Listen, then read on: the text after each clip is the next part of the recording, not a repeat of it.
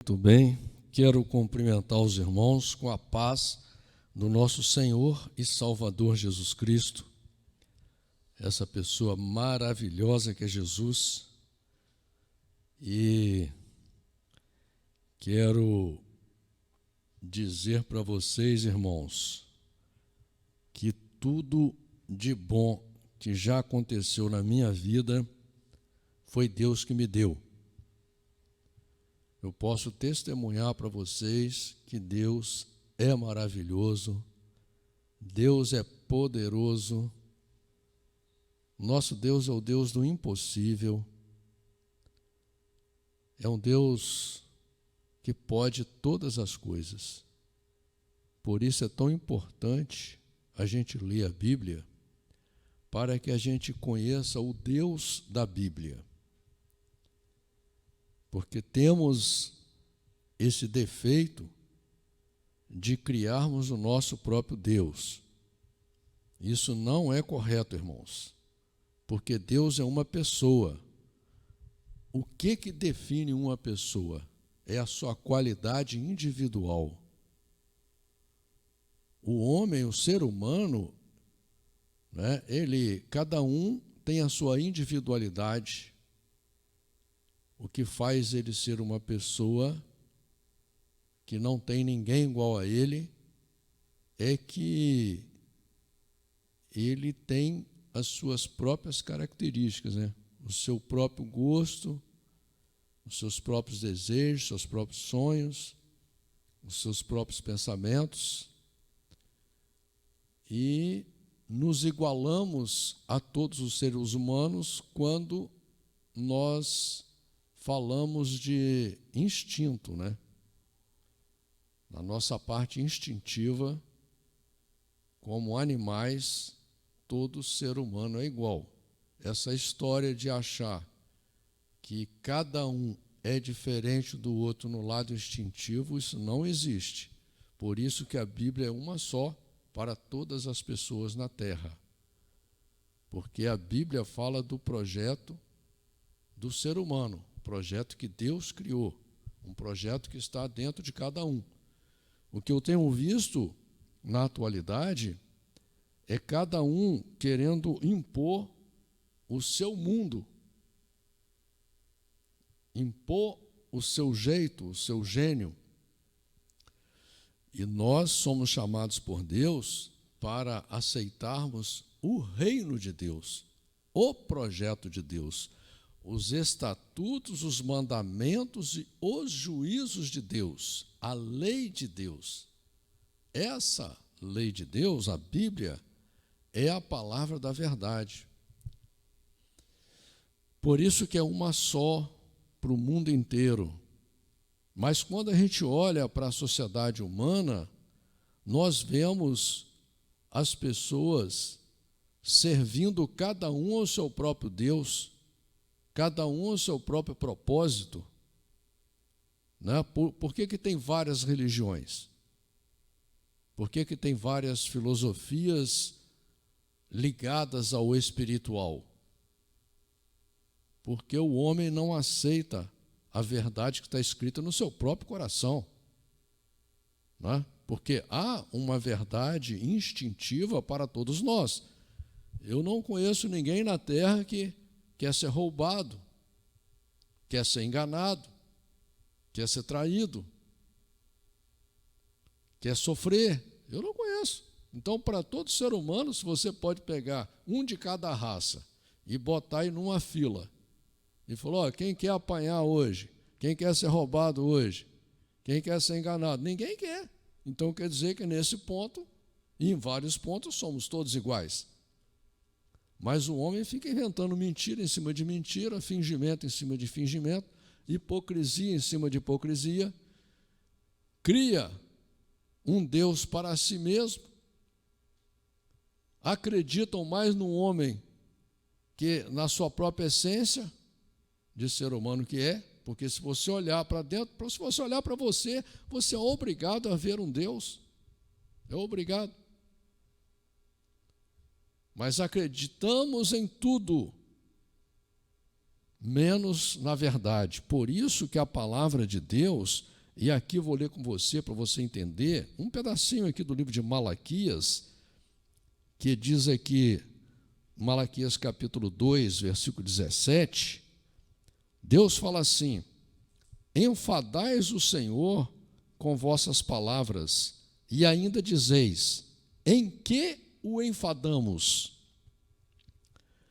Aí Deus responde, nisto que dizeis, qualquer que faz o mal, passa por bom aos olhos do Senhor, e desses é que ele se agrada. Ou, onde está o Deus do juízo?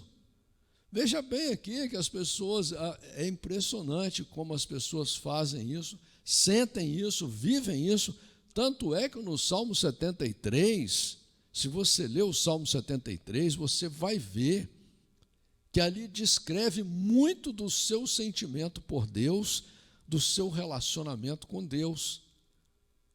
Quando você olha para os acontecimentos do mundo com a sua visão materialista. Se você olhar para os acontecimentos do mundo, para o seu dia a dia, com o olhar da Bíblia, vai ser completamente diferente do que a sociedade em geral olha no mundo inteiro. No mundo inteiro. Por isso que diz aqui, no capítulo 3 de Malaquias, diz assim, eis que eu envio o meu mensageiro, que preparará o caminho diante de mim, e de repente virá ao seu templo o Senhor, a quem vós buscais, e o mensageiro da aliança, a quem vós desejais. Eis que ele vem, diz o Senhor dos Exércitos. Olha, aqui está falando que Jesus ia vir, e que as pessoas desejavam. Por quê? Se você sair por aí perguntando, todo mundo acredita em Deus. Todo mundo. E todo mundo querendo ter um relacionamento pessoal com Deus. Mas o que diz aqui no versículo 2? Mas quem suportará o dia da sua vinda? Aqui faz uma pergunta. Quem suportará o dia da sua vinda e quem subsistirá quando ele aparecer? Porque ele será como o fogo do ourives e como o sabão dos lavandeiros. Entendeu? A presença de Jesus na nossa vida, a palavra de Jesus na nossa vida, ela vem como fogo. O ouro, para se tornar ouro de verdade, quando você pega na natureza lá, ele tem que passar pelo fogo, para tirar as impurezas dele. Uma roupa, quando está suja, você passa ela pelo sabão, pela água. Por isso que está falando pelos lavandeiros, ela é lavada, ela precisa de ser lavada, muitas vezes sacudida, espremida, batida, para ficar limpa. E quando Jesus vem, quando a palavra de Jesus chega na nossa vida, quando a Bíblia vem nas nossas mãos, é para isso, é para nos limpar, é para nos transformar em seres humanos, é para fazer com que o animal que está dentro de nós seja fraco, e que o nosso espírito seja forte. Por isso nós precisamos da presença de Deus na nossa vida.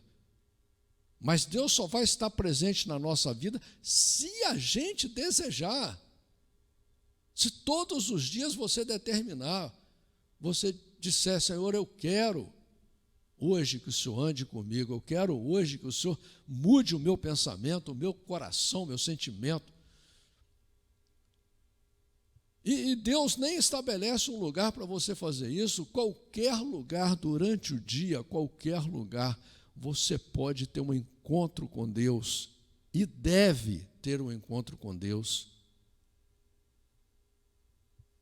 Porque nós precisamos da presença de Deus, irmãos. Por isso que diz aqui que são poucos. Quem vai suportar? Veja bem que nós rejeitamos a Bíblia. Esse livro aqui era para a gente ser apaixonado por ele. Era para a gente amar essa palavra. É uma palavra que traz para nós um projeto real. um projeto de um relacionamento com uma pessoa maravilhosa, uma pessoa perfeita. Estava assistindo um vídeo hoje, que está lá no Instagram. O cidadão, ele assalta uma pessoa e rouba o carro dela.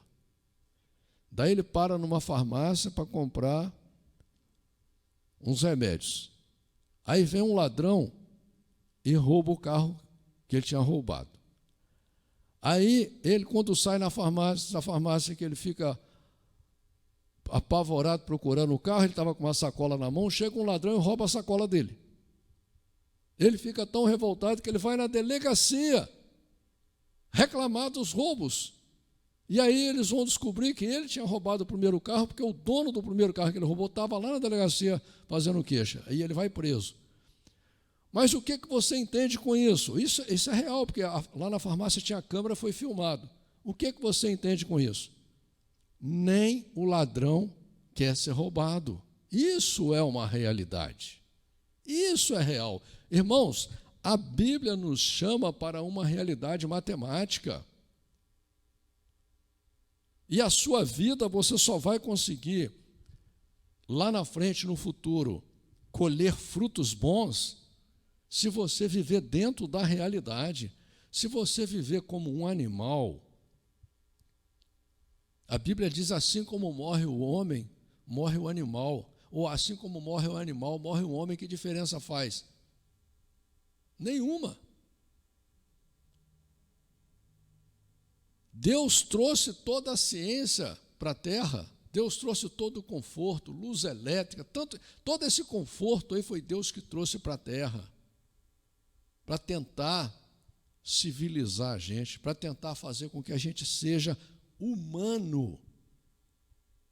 Porque se você voltar a 2000 anos atrás na história da humanidade, você vai ver que o melhorzinho daquela época era cruel. Eu vejo as pessoas falando aí: nossa, meu neto não vai ter futuro, meu filho não vai ter futuro, que o mundo está acabando. Eu vejo completamente diferente do que esse pessoal vê. Eu vejo que houve uma intervenção muito poderosa de Deus, por amor ao nome dele, como diz, por amor a pessoas como Moisés, como Josué, como Caleb, pessoas como Jacó e tantos outros, Paulo, Pedro, João Batista, tantas pessoas maravilhosas, como Débora, como Miriam, como Ana, tantas pessoas maravilhosas que já existiram, que existem muitas pessoas maravilhosas. Ninguém tem uma Bíblia sem que Deus se agrade dessa pessoa. Ninguém frequenta uma igreja sem que Deus se agrade dessa pessoa. Esse é o grande milagre que já aconteceu na nossa vida. Termos uma Bíblia, irmos numa igreja, esse já é o maior milagre. O resto depende só de nós. Tem pessoas que vão como mendigos na igreja, buscando um milagre de ganhar uma casa, de ganhar um carro, de ganhar dinheiro, de ficar mais rico ainda. Tem rico que vai na igreja pedir para ficar mais rico.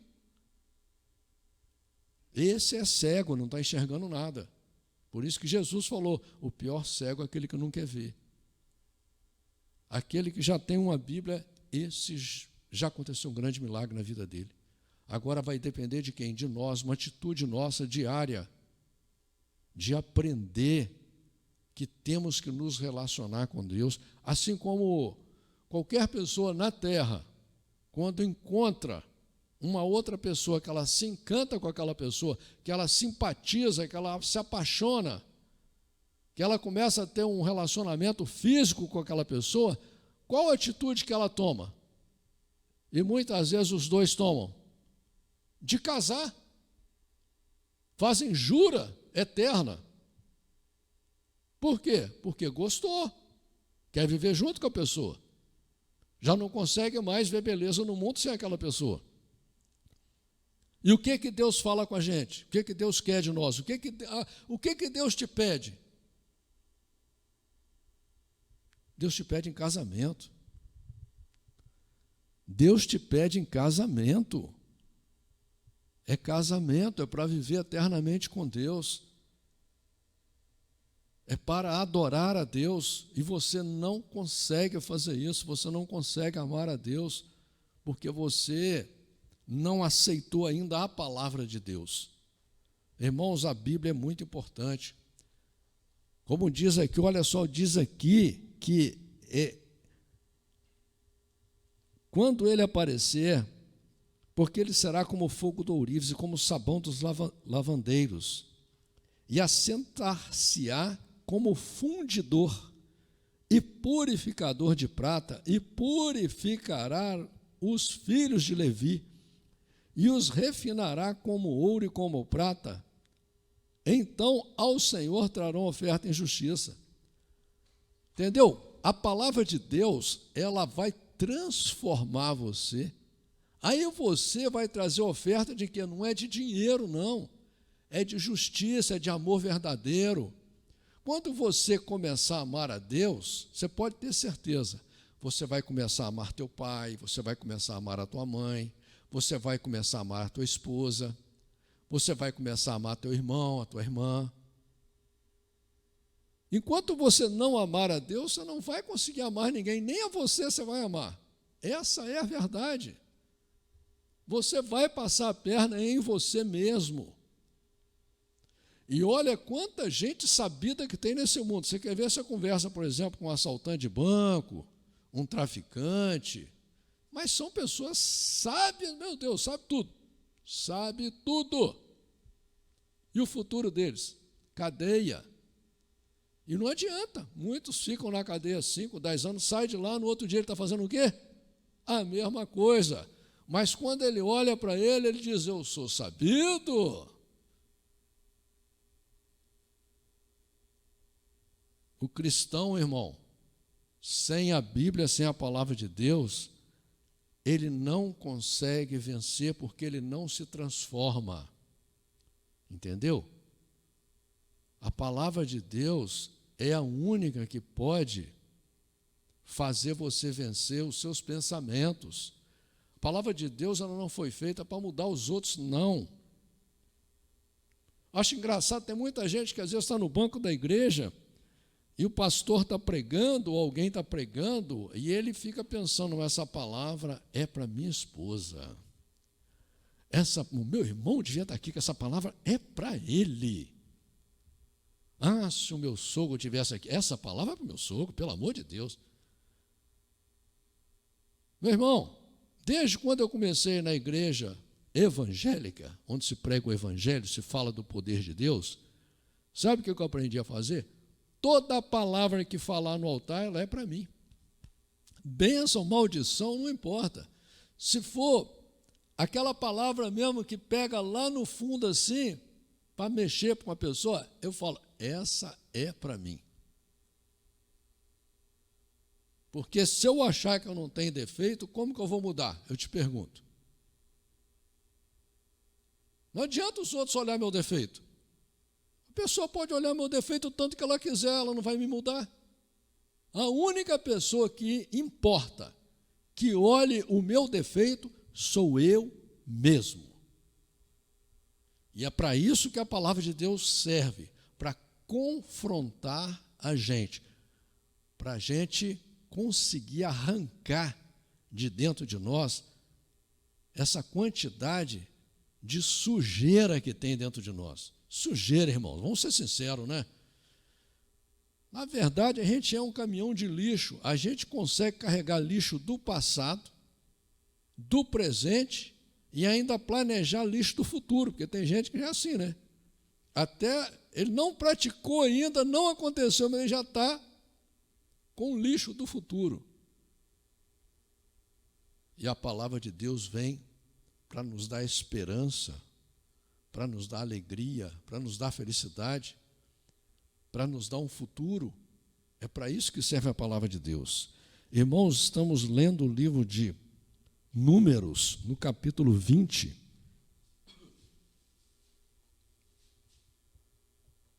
Que diz a palavra do Senhor assim: E chegando os filhos de Israel, toda a congregação ao deserto de Zim, no mês primeiro, o povo ficou em Cádiz, e Miriam morreu ali, e ali foi sepultada.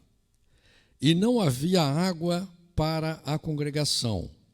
Então se reuniram contra Moisés e contra Arão. E o povo contendeu com Moisés, dizendo: quem dera tivéssemos perecido quando pereceram nossos irmãos perante o Senhor.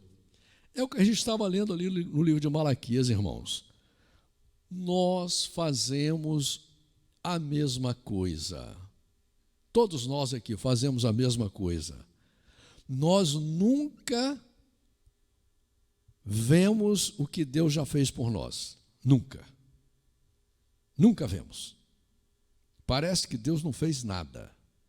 E aí, quando acontece uma coisa que ela te afeta, uma dificuldade, a primeira coisa que você faz é recorrer à sua própria ignorância, à sua força. Você nunca crê que Deus pode passar com você pelas águas, que Deus pode entrar com você na cova do leão, que Deus pode entrar com você na fornalha. Você nunca crê. Por quê? Porque você ainda não rasgou seu coração e tomou a atitude de colocar a Deus em primeiro lugar na sua vida. Por isso que acontece isso daqui. Essas pessoas ficaram mais de 400 anos numa escravidão terrível, terrível. Bisavô, avô, neto, filho, todo na escravidão, uma vida miserável. Deus tira essas pessoas com poder, confronta todos os deuses deles. Eles assistem tudo isso, todos esses milagres, fora os milagres que aconteceram durante a caminhada no deserto. E aí o que acontece? Eles se revoltam contra quem? Contra Moisés e Arão, que lutava gratuitamente por esse povo. E muita gente faz isso. Condena o pastor, o presbítero, o missionário. Muita gente faz isso. Condena Deus. Como Deus fala aqui, você pergunta para Deus: estão enfadando o Senhor por quê? Entendeu? Porque é uma coisa simples, irmãos. Quando você vai fazer uma coisa que você quer, que você gosta, não tem dificuldade, tem? Tem dificuldade? Você ir numa pizzaria tem dificuldade? Você gosta de pizza? Você tem dificuldade? Eu, por exemplo, que gosto de churrascos, para mim na churrascaria tem dificuldade? Não tem. Entendeu? Quem gosta de futebol, para ir num jogo de futebol, tem dificuldade? Não tem. Por quê? Porque ela está fazendo o que ela gosta. Por isso que é difícil para você ir na igreja, é difícil para você ler a Bíblia, é difícil para você adorar a Deus, tanto na alegria como na tristeza. Por quê? Porque você não gosta de Deus. É simples. É simples. E não adianta vir falar para mim, que é igual muita gente fala: pastor, você só fica falando coisa negativa, só fica... Meu irmão, essa é a palavra que você deve pegar para você e falar assim: olha, eu vou mudar, eu vou lutar, vou começar a amar a Deus, eu vou clamar a Deus todo dia, falar: Senhor, o mandamento do Senhor é amar o Senhor com todo o meu coração. Eu quero amar o Senhor, eu preciso. Eu não quero viver de acordo com o meu pensamento, com o meu gênio, com o meu sentimento. Eu quero amar o Senhor. E você vai travar uma luta. A Bíblia diz que Jacó lutou com Deus e prevaleceu. Entendeu? E se você lutar com Deus, você vai vencer. E Deus não te chamou para você ser igual você é, não, irmão. Esquece isso daí. Deus te chamou para você ser diferente do que você é. Para você ter a mente de Cristo.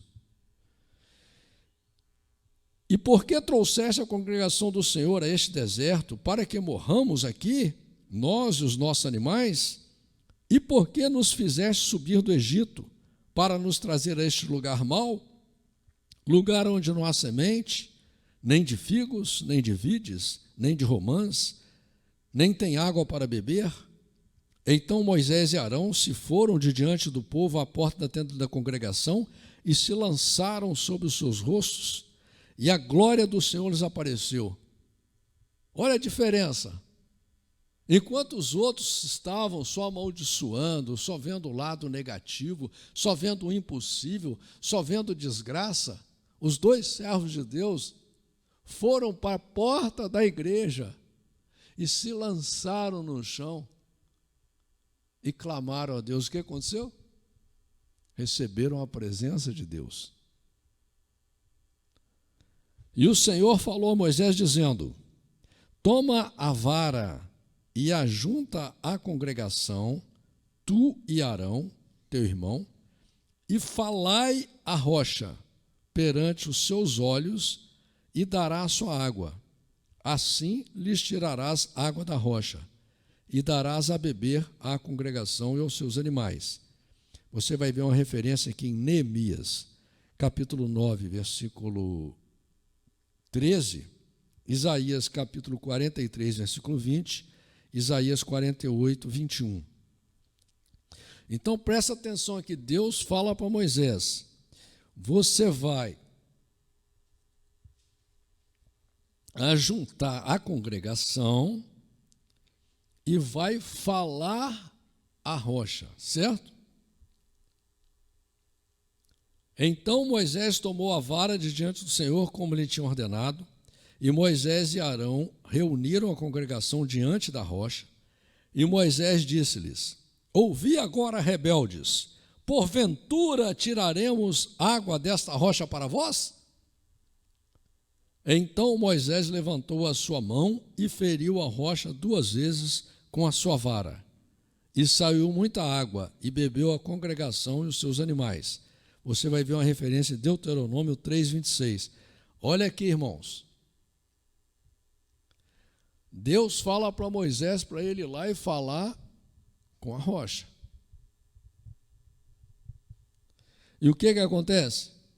Moisés, ao invés de entender que ele era um servo de Deus, e Deus já tinha dito para ele que ele ia falar na rocha, a rocha ia sair água, ele entra no pensamento daquelas pessoas que não tinham nada de compromisso com Deus, se deixa levar pela negatividade deles, pela falta de fé, pela maldade deles, e o que ele faz? Ao invés dele honrar Deus, ao invés dele falar: olha, Deus me revelou que a gente vai falar com essa rocha aqui, Deus vai fazer brotar a água dela. Não, ele chegou lá, peitou o pessoal e diz aqui: olha,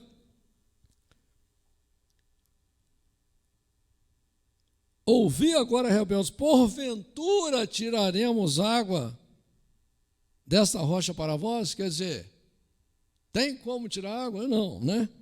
Então Moisés levantou a sua mão e feriu a rocha, bateu com a vara 2 vezes na rocha, sendo que aquela rocha ali representava a presença de Deus.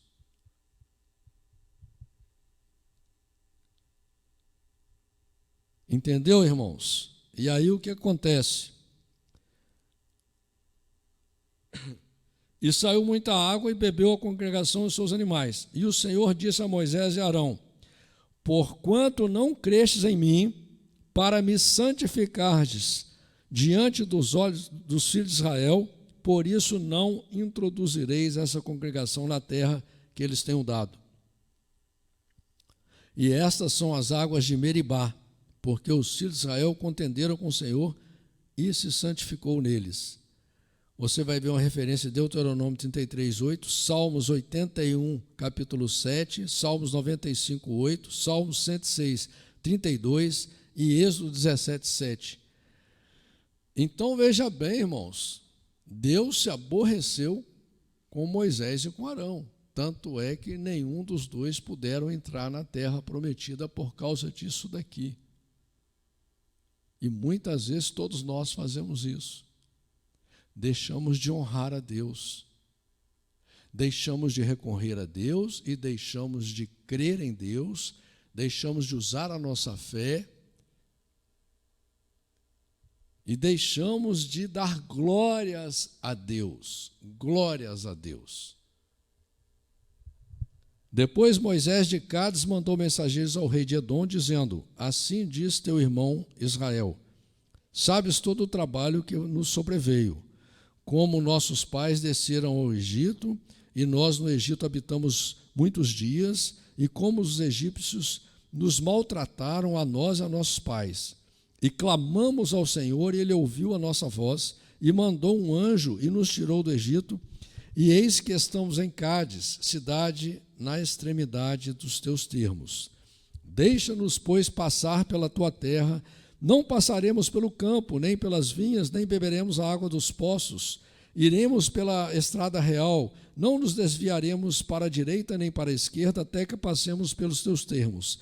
Porém Edom lhe disse: não passarás por mim, para que eu não saia com a espada ao teu encontro. Então os filhos de Israel lhe disseram: subiremos pelo caminho aplanado, e se eu e o meu gado bebermos as tuas águas, darei o preço delas. Não desejo alguma outra coisa senão passar a pé. Porém ele disse: não passarás. E saiu-lhe Edom ao encontro com muita gente, com mão forte. Assim recusou Edom deixar passar Israel pelo seu termo. Por isso Israel se desviou dele. Irmão, isso aqui também é uma grande lição. Você vai ver que Deus se aborrece com Edom, e esse povo se torna um povo amaldiçoado. Entendeu? Edom aqui representa os irmãos, porque, veja bem, está falando aqui de Jacó e Esaú, que eram descendentes de Isaque. Entendeu? Eram servos de Deus. Edom é o apelido de Esaú. Não é? E o que acontece? Eles tiveram uma oportunidade aqui de fazer o bem. Você vê aqui que Moisés ainda falou que não ia causar nenhum prejuízo para eles. Isso acontece muito entre as famílias, irmãos. Irmãos inimigos de irmãos. Irmãos, filhos inimigos de pais, pais inimigos de filhos. Marido que separa e vira inimigo mortal da mulher, mulher que separa vira inimiga mortal do homem. Deus não se agrada dessas coisas não, irmãos.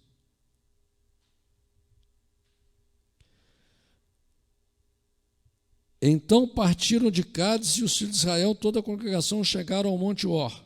E falou o Senhor a Moisés e a Arão no Monte Or, nos termos da terra de Edom, dizendo: Arão será recolhido a seu povo, porque não entrará na terra que tenho dado aos filhos de Israel, porquanto rebeldes fosse a minha ordem nas águas de Meribá. Toma Arão e a Eleazar seu filho, e faze-os subir ao monte Or, e despe Arão as suas vestes, e veste-as em Eleazar seu filho, porque Arão será recolhido e morrerá ali. Fez, pois, Moisés como o Senhor lhe ordenara, e subiram ao monte Or perante os olhos de toda a congregação. E Moisés despiu Arão de suas vestes, e as vestiu em Eleazar seu filho, e morreu Arão ali sob o cume do monte. E desceram Moisés e Eleazar do monte. Vendo, pois, toda a congregação que Arão era morto, choraram Arão 30 dias, toda a casa de Israel. Amém, irmãos? Então, vocês verem aqui, olha, um contrassenso, né? Que acontece demais, irmãos, com as pessoas.